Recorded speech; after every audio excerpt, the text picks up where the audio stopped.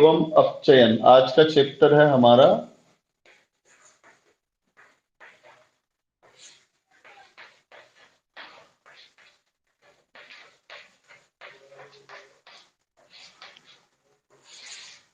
ऑक्सीकरण एवं अपचयन में दो प्रक्रियाएं हैं, दो अभिक्रिया दिख रही नाम से। एक का नाम है ऑक्सीकरण और एक का नाम है अपचयन। तो किसको ऑक्सीकरण कहते हैं?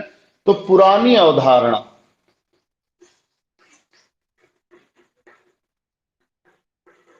अवधारणा के अनुसार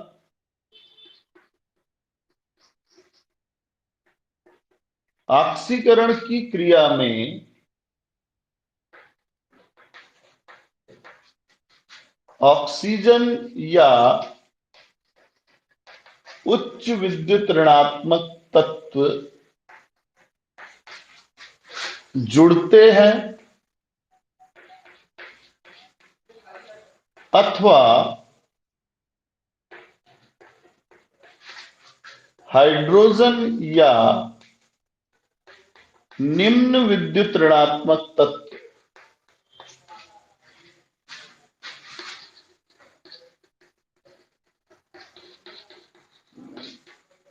मुक्त होते हैं।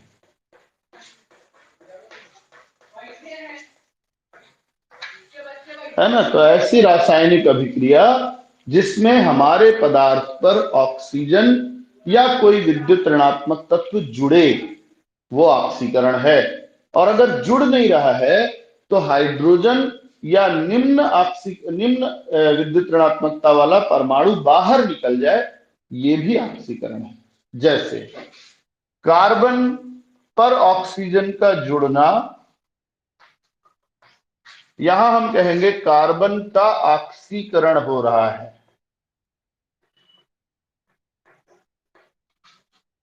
ठीक है ना? ऐसे ही आप मान लो कि आपके पास है 4HI हाइड्रोजन आयोडाइड। इस पर आप ऑक्सीजन की क्रिया कर दें तो आयोडीन अलग हो गया और H2O बन गया। आप देखो, पहले हाइड्रोजन आयोडीन से जुड़ा है, बाद में हाइड्रोजन निकल गया, हाइड्रोजन बाहर निकल गया।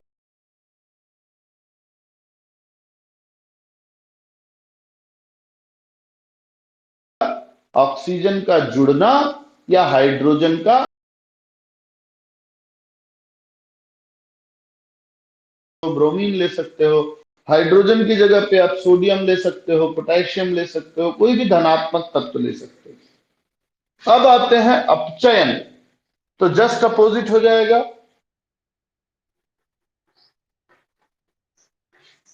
अपचयन की क्रिया में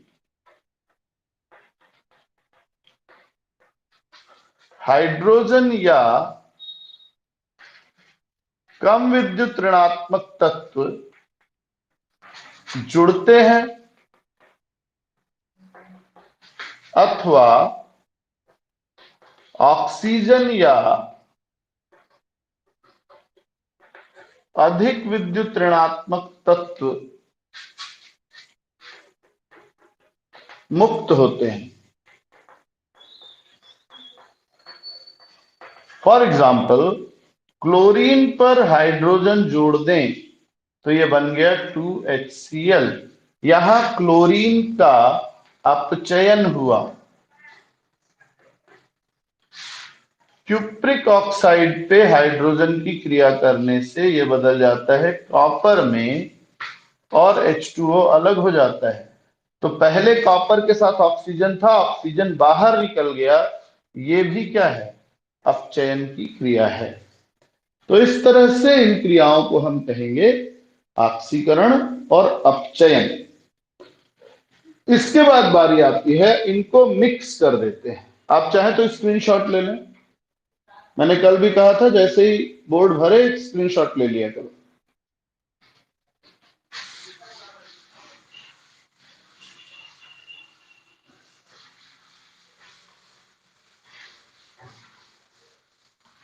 फिर हम बात करते हैं रेडॉक्स अभिक्रिया किसको कहते हैं।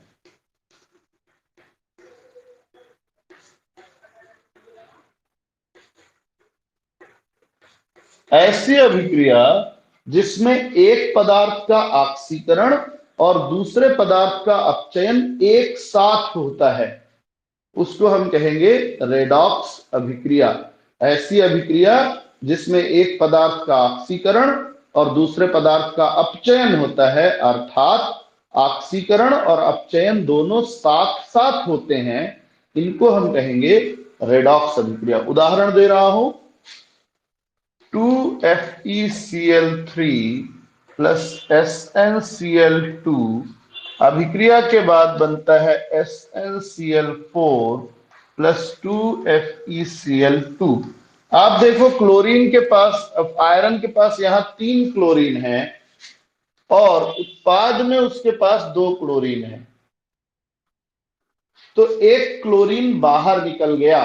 क्लोरीन विद्युत ऋणात्मक है, विद्युत ऋणात्मक परमाणु अगर निकले तो यह क्रिया होती है अपचयन। टिन के पास 2 क्लोरीन है अभिकारक में और उत्पाद में 4 क्लोरीन है। इसका मतलब है कि टिन ने 2 क्लोरीन लिए, यानी 2 क्लोरीन टिन से जुड़ गया। विद्युत ऋणात्मक तत्व का जुड़ना क्या कहलाता है? ऑक्सीकरण कहलाता है। तो यहां FeCl3 का अपचयन हो रहा है और SnCl2 का ऑक्सीकरण हो रहा है।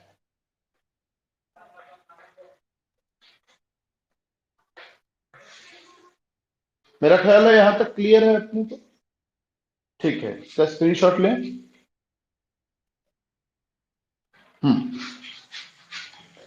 अब आते हैं ऑक्सीकरण अपचयन की नई अवधारणा पे।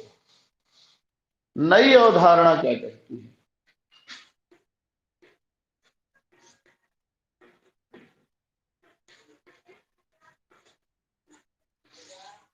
नई अवधारणा कहती है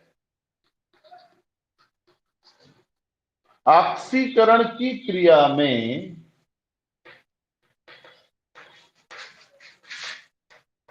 परमाणु या आयन एक या अधिक इलेक्ट्रॉन त्यागता है। यानी जब कोई तत्व का परमाणु एक या एक से अधिक इलेक्ट्रॉन त्यागे तो इस प्रक्रिया को कहते हैं ऑक्सीकरण। पदार्थ को नहीं कहते ना, अक्सर लोग पदार्थ से कंफ्यूज हो जाते हैं। जैसे Na ने एक इलेक्ट्रॉन त्याग के क्या बना लिया? Na+, तो यह ऑक्सीकरण की क्रिया है। 2 क्लोराइड आयन आए, दोनों ने एक एक इलेक्ट्रॉन त्यागा, Cl2 बना लिया। यह भी क्या है? ऑक्सीकरण ही है। आते हैं अपचयन पे, तो अपचयन की क्रिया में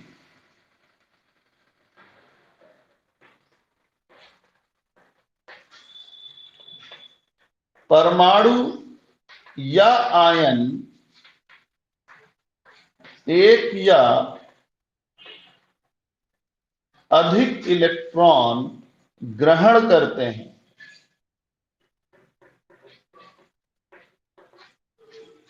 जैसे Zn+2 2 इलेक्ट्रॉन ले ले और बना ले जिंक, तो अपचयन है। ऐसे ही क्लोरीन के 2 परमाणु 2 इलेक्ट्रॉन लेकर फिर से बदल जाए क्लोराइड आयनों में, तो ये, या सिंगल क्लोरीन 1 इलेक्ट्रॉन ले लें, तो ये क्या क्या कहलाएगा? आपका अपचयन की क्रिया कहलाएगी। तो जिस रिएक्शन में इलेक्ट्रॉन बाहर उत्पाद की ओर दिखे आपको, वो ऑक्सीकरण है। जिसमें अभिकारक की ओर दिखे वो अपचयन कहलाएगा। यानी जिसमें इलेक्ट्रॉन त्यागे जाए, देना यानी ऑक्सीकरण, लेना यानी अपचयन। ये हो गया नोट, इसको स्क्रीनशॉट ले लें, बोलना ना पड़े। नई धारणा के अनुसार रेडॉक्स अभिक्रिया क्या है?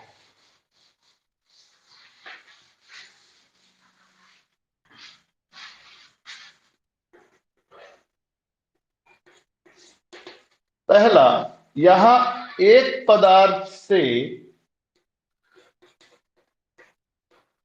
दूसरे में इलेक्ट्रॉन का स्थानांतरण होता है।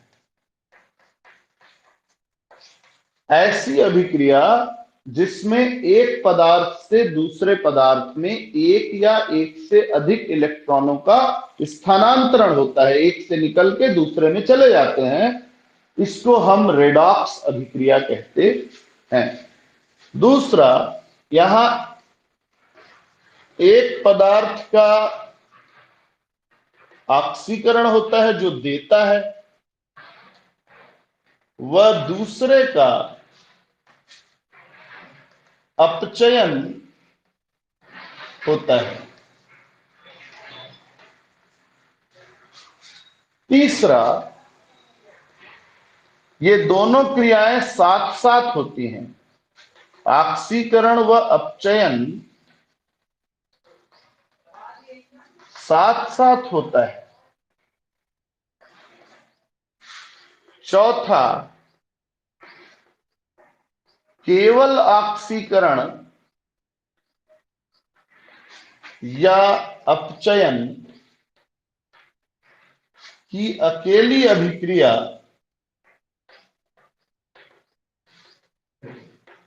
संभव नहीं है। ये बात बहुत ध्यान रखनी है।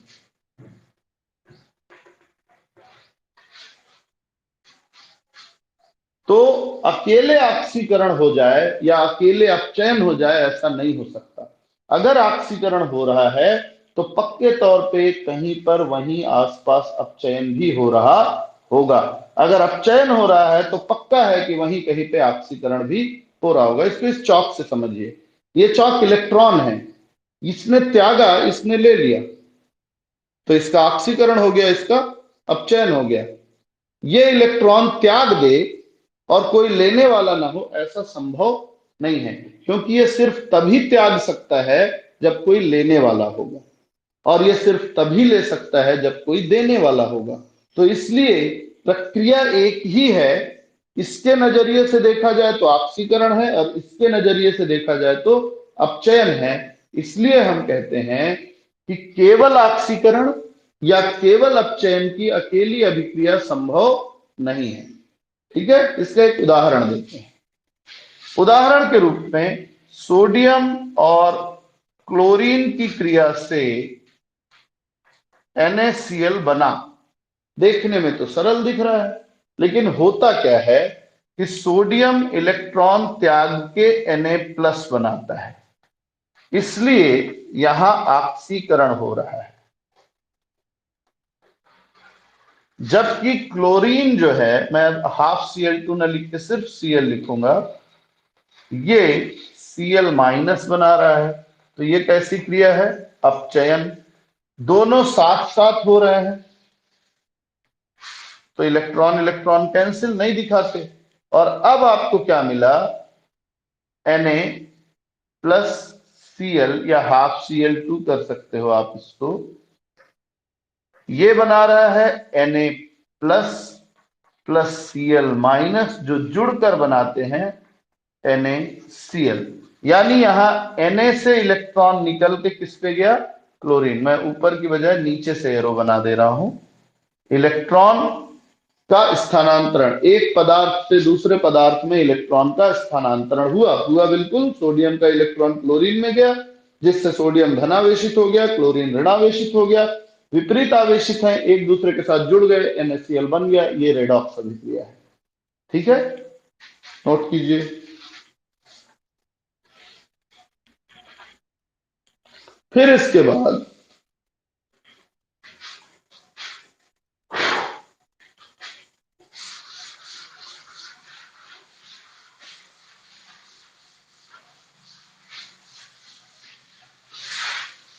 हम देखेंगे ऑक्सीकारक और अपचायक किसको कहते हैं। ऑक्सीकारक व अपचायक।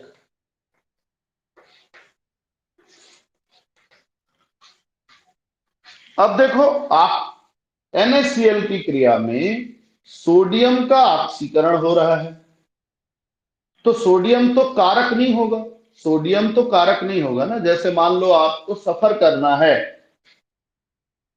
ड्राइवर या किसी एजेंट को आपने कहा कि भैया टिकट बुक कर दे,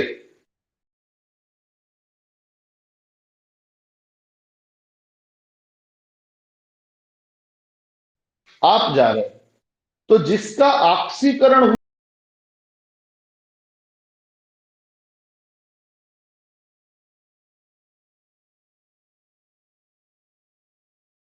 और जिसका अपचयन हो रहा है, वो कौन करा रहा है? वो होगा अपचयन। समझते हैं इस बात को?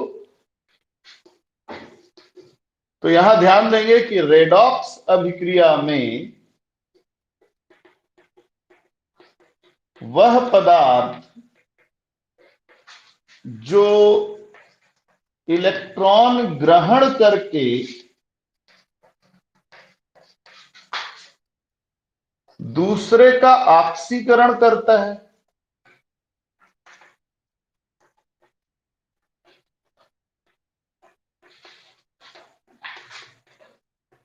और स्वयं अपचयित हो जाता है,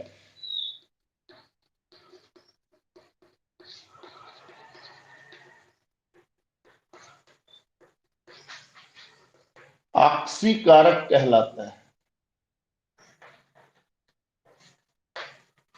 जबकि वह पदार्थ जो इलेक्ट्रॉन त्याग कर दूसरे का अपचयन करता है,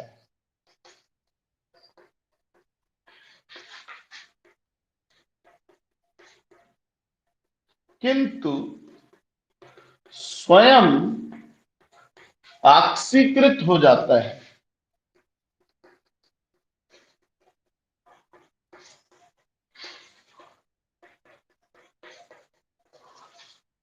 ये कहलाता है अपचायक। मैं फिर से पुराना उदाहरण लेता हूं।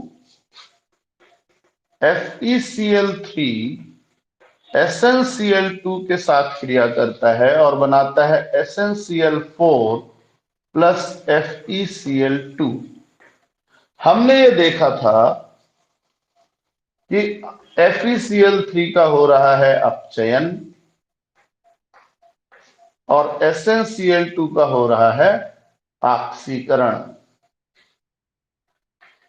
तो जिसका अपचयन हो रहा है वो खुद तो नीचे जा रहा है लेकिन दूसरे को ऊपर उठा रहा है।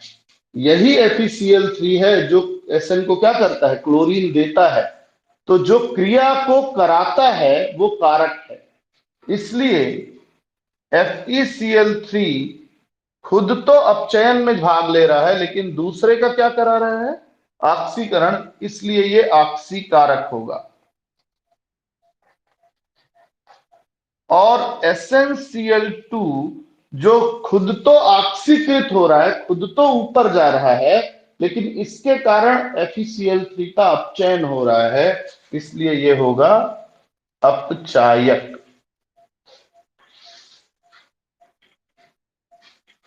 तो सरल शब्दों में कहें, एक रेडॉक्स अभिक्रिया ले लो, आप ये पहचान लो कि किसका ऑक्सीकरण हो रहा है और किसका अपचयन। जिसका ऑक्सीकरण हो रहा है वो पदार्थ अपचायक होगा, जिसका अपचयन हो रहा है वो पदार्थ ऑक्सीकारक होगा। जस्ट पलट जाएगी चीजें, ठीक है ना? कारक के रूप में जस्ट पलट जाएंगी चीजें। अब एक टॉपिक है जो आपकी बुक में बहुत डिटेल में नहीं है, लेकिन बिना उसके हम आगे नहीं बढ़ सकते। इसका स्क्रीनशॉट ले लें। ठीक,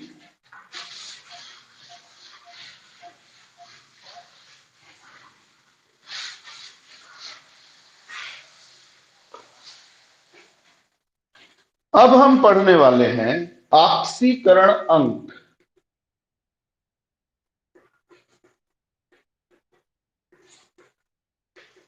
बहुत ध्यान से पढ़िएगा।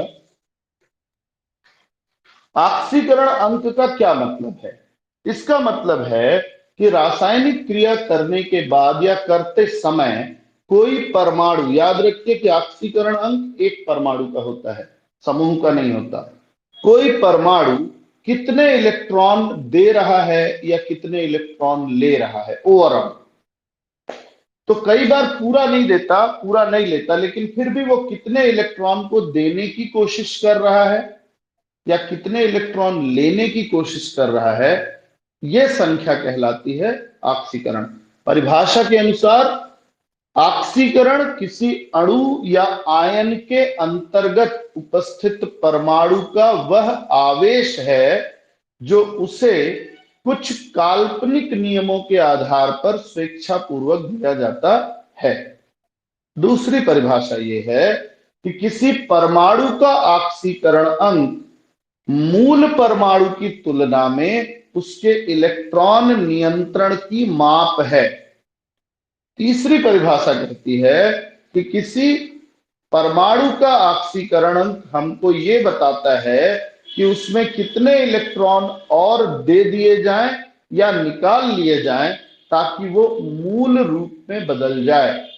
ठीक है, फॉर एग्जाम्पल समझते हैं। जैसे मान लो कि NaCl सबसे सरल उदाहरण, इसमें हम सबको पता है कि सोडियम अपने एक इलेक्ट्रॉन दे रहा है। तो कितने इलेक्ट्रॉन दे रहा है? एक, इसलिए सोडियम की ऑक्सीकरण अवस्था हुई धन एक। क्लोरीन कितने इलेक्ट्रॉन ले रहा है? एक ले रहा है, इसलिए माइनस।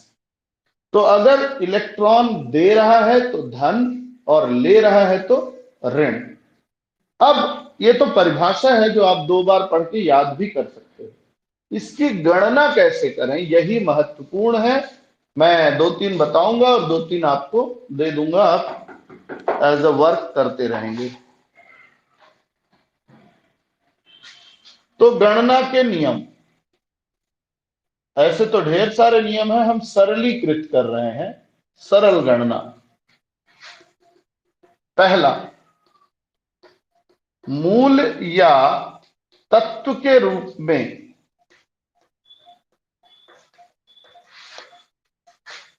ऑक्सीकरण संख्या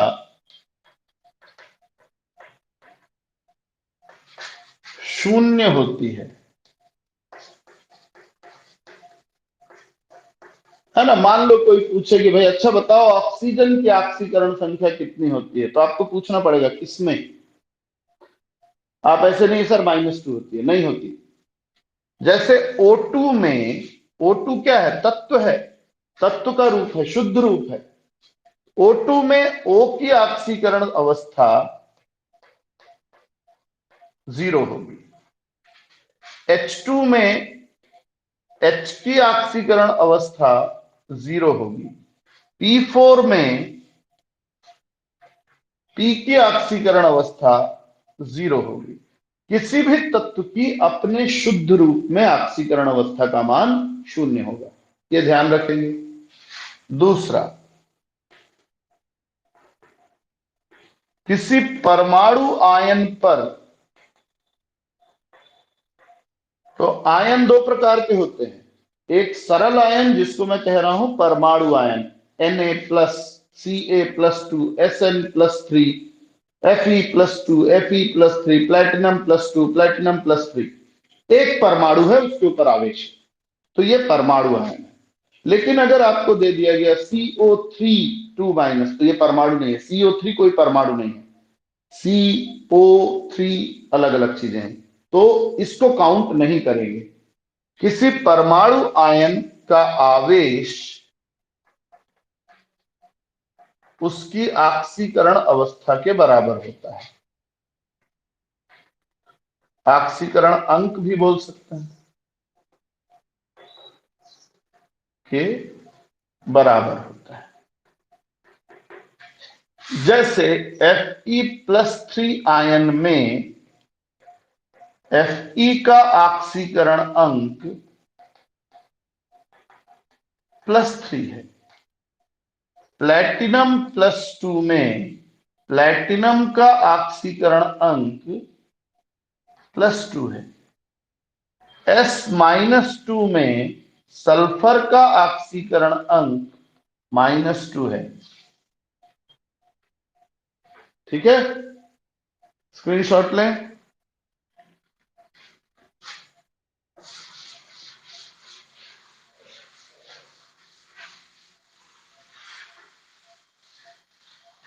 कुछ सामान्य तत्वों के ऑक्सीकरण अंक बता रहा हूं आपको मैं। कुछ तत्वों के सामान्य ऑक्सीकरण अंक, ये मूल अवस्था में नहीं है, अणु के रूप में है। मूल अवस्था में तो 0 ही होता है। जैसे +1 किसका किसका लेंगे, हाइड्रोजन का लेंगे, सोडियम का लेंगे, पोटेशियम का लेंगे। +2 आप ले लीजिए, मैग्नीशियम का ले लीजिए, कैल्शियम का ले लीजिए, जिंक का ले लीजिए। -1 सभी हैलोजन का ले लीजिए, fluorine, chlorine, bromine and iodine का। और -2 अभी के लिए सिर्फ ऑक्सीजन का लीजिए। अच्छा, याद रखिए एक बात इसमें कि ये गणना करते समय अगर इनमें से ही किसी तत्व के लिए गणना करने को बोल दे कि क्लोरीन का ऑक्सीकरण अंक निकालिए, तो वो मान टेबल से नहीं लेंगे।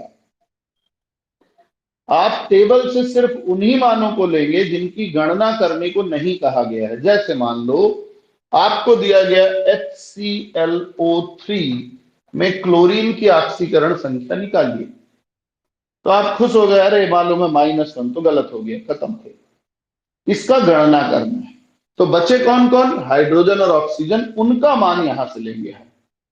तो कैसे निकालेंगे देख लीजिए। हम सभी तत्वों को अलग अलग करके लिखेंगे। हमारे पास एक हाइड्रोजन है, एक क्लोरीन है, 3 ऑक्सीजन है, और ऊपर कोई आवेश नहीं दिख रहा है, मतलब 0 है। ये समझ में आया ना, अलग करना। जितना सूत्र में दिख रहा है सबको अलग अलग लिख लेना है। और सूत्र के ऊपर जो आवेश दिखे, अगर कुछ नहीं दिख रहा है तो 0 मान लेना है, और अगर कुछ दिख रहा है तो वो ले लेना है। हाइड्रोजन के लिए मान है +1, तो 1 ले लेते हैं। क्लोरीन का निकालना है, इसलिए वो मान टेबल से नहीं लेंगे। ऑक्सीजन का मान टेबल से लेंगे, +3, ऑक्सीजन के लिए -2 है। अब इसको हल कर लेंगे। 1 + Cl - 6 = 0, Cl - 5 = 0, Cl का निकला +5। सिर्फ 5 नहीं लिखेंगे, है ना। अगर आखिरी में 5 आए तो धन लगा देंगे, ऋण तो अपने आप आएगा ही।